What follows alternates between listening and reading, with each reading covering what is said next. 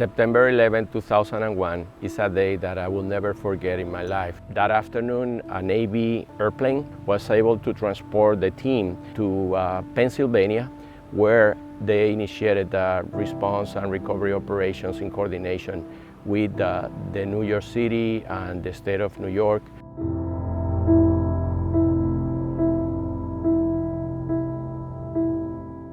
I used to visit Ground Zero twice a week as part of my duties as the public assistant officer. And it was so unique every time I went there to see the collapsed buildings. The sense around is something that I can't describe.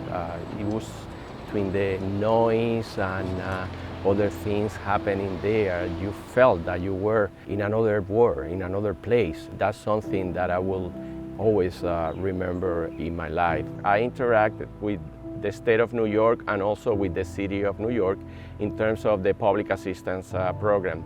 Our program provided economic support to the city and the state related to all the activities that they conducted in terms of the response and recovery operations like search and rescue, debris removal, emergency measures, repairs to some critical infrastructure. And through our FEMA public assistance program, we provided the funding so the state of New York and also the city of New York could have the necessary funding from the federal government to accomplish all the necessary measures that they were taking at that time to respond to the disaster. We also provided the urban search and rescue teams and other teams from other federal agencies that also supported the operations in New York.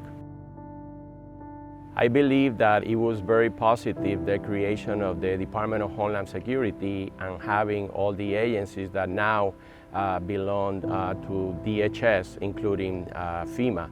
Now we're working closely, sharing information. We're part of the Joint Terrorism Task Force led by the FBI that could help us also to respond to any event. I see it as a positive action that federal government made at that time after September 11 terrorist attacks.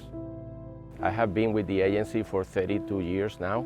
The emotions behind everything that we were doing, we knew many people died, so it was important for us to have that into consideration, not only when we were going to Ground Zero, but also when we were going to the landfill, where all the remains were screened, and it was so sad to see personal belongings. It has been a unique event that marked my FEMA career and also my life, because we realized how things can change so quick in a matter of seconds. It impacted how we do business, how we travel, and also how fragile are our lives, and we need to enjoy every moment with our families and also with our colleagues that work with us.